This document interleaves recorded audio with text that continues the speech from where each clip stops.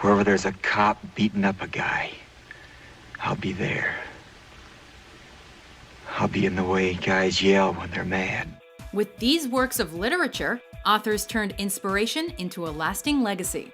Welcome to WatchMojo.com, and today we're counting down our picks for the top 10 greatest novels of all time. I always say you got an uncommon level head for a white boy. Thank you, Jim.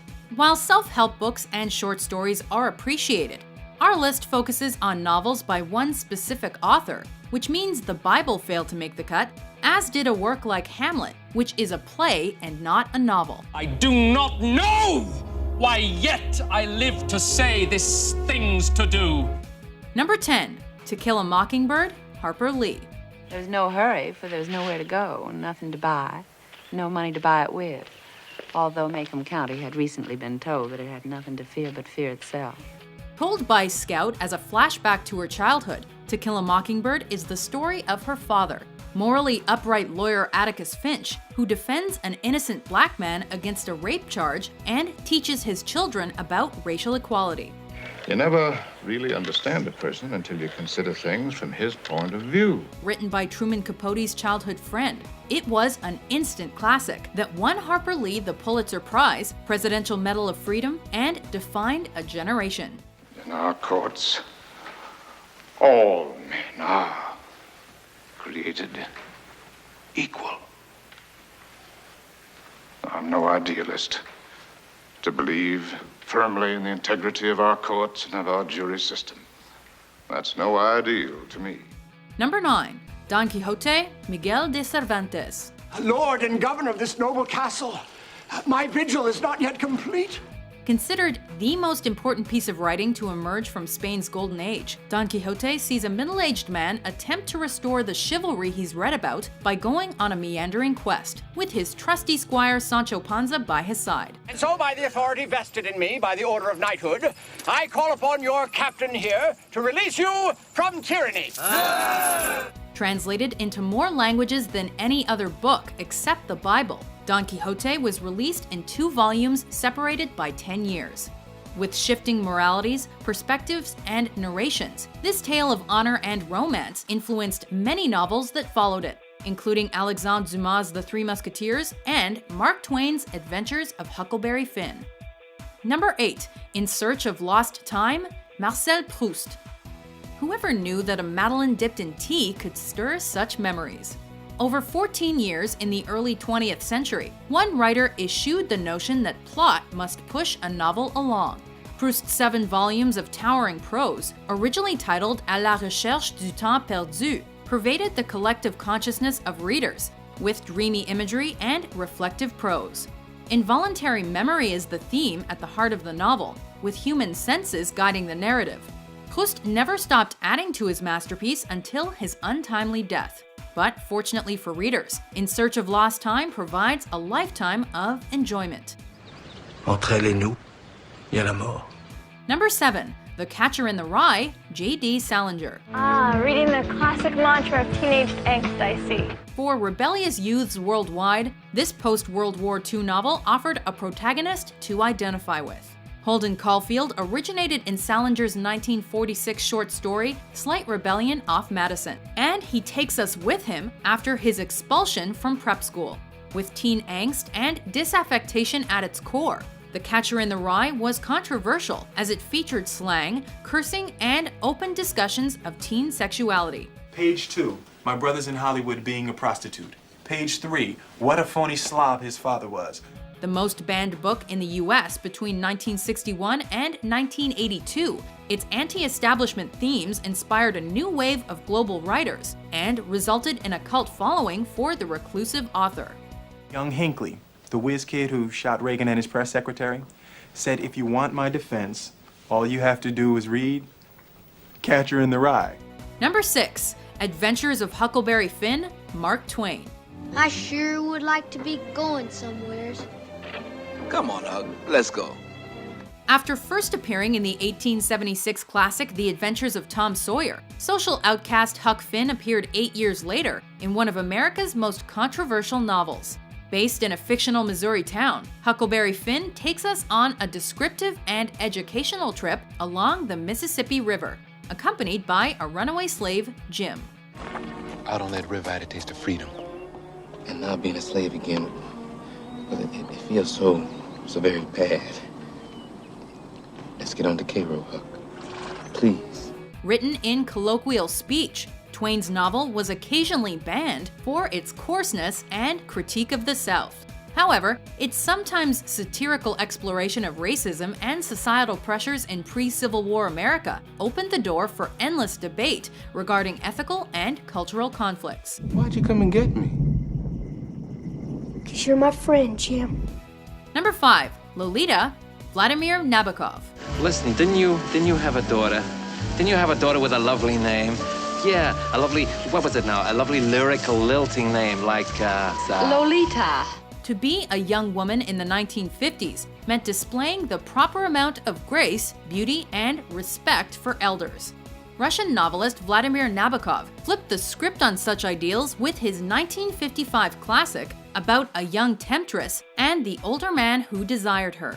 38, 39, 40, 41, 42, 43, 44, 45, 46. While critics often debate the predatory instincts of the characters, Lolita opened up international dialogue on sexual abuse, literary morals, and the comedic wordplay of Nabokov.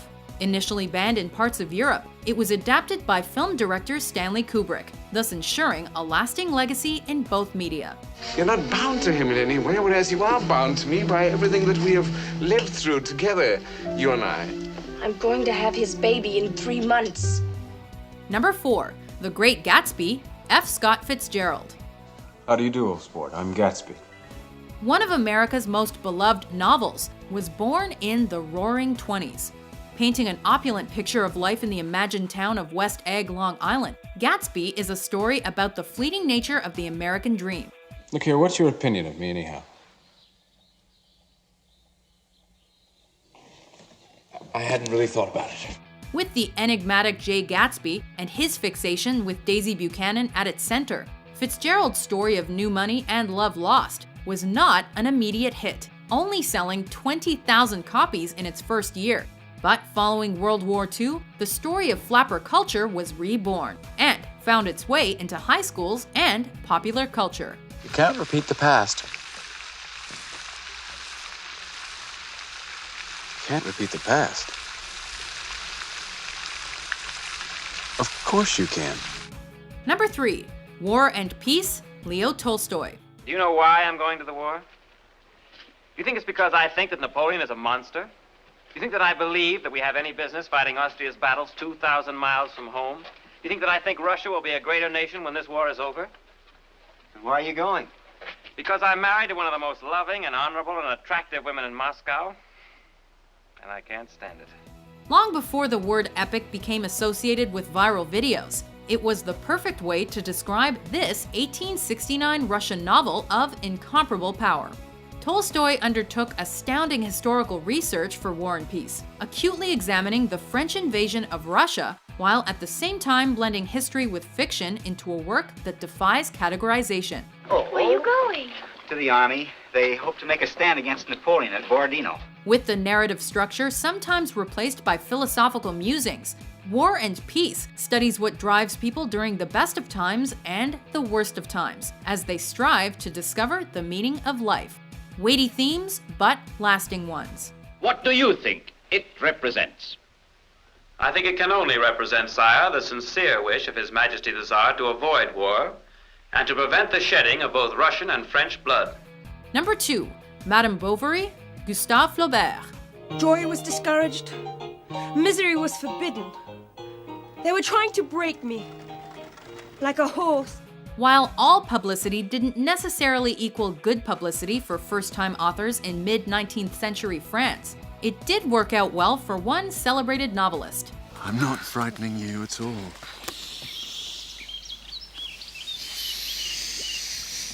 Gustave Flaubert's 1856 tale of rural life and bourgeois aspirations caught the attention of readers, but the sexual conquests of its leading lady rubbed many the wrong way. I have a lover. I have a lover. The French author was ultimately acquitted of any wrongdoing, as the focus shifted to his tight narrative structure, exquisite details, and juxtaposition of reality versus imagination. I feel no remorse, suffer no guilt, fear nothing. You have poured yourself into my heart, and love comes streaming out. With each extraordinary sentence, Flaubert pieced together a novel of endless fascination for readers. There's nothing left to feel. Before we crack the spine on our top pick, here are some honorable mentions. One ring to rule them all. To the past, or to the future. To an age when thought is free. From the age of Big Brother. From the age of the thought police. Such a pity it should all be thrown away. So much English scholarship is, for want of knowing what's been done by the rest of the world. What do you mean? I merely mean that the Germans have taken the lead in historical inquiries. Everything I do it for you. Anything that might be special in me is you. Thus, I put out the last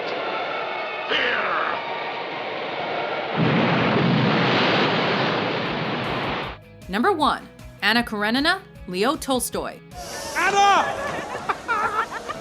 With what he called his first true novel, Tolstoy not only pierced the collective consciousness of his native Russia, he also developed techniques that inspired literary realism and writers worldwide. As soon as we hear about the divorce, we'll get married, and then you won't have to torture yourself any longer.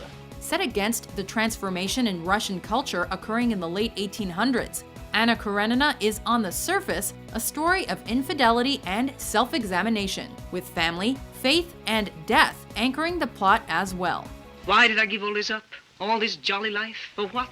Pioneering the use of stream of consciousness to sinuously weave together tenuously associated thoughts, Anna Karenina is an astounding display of realism that stands as the supreme giant of literature. What's the matter, Anna? Is something wrong? No. No, I have to go to the station. Oh, then goodbye, Anna. A pleasant journey. I'm sorry that Don't bother. Goodbye. Do you agree with our list? What's your favorite novel of all time? For more mind-blowing top 10s published every day, be sure to subscribe to WatchMojo.com. From hell's hot ice apathy!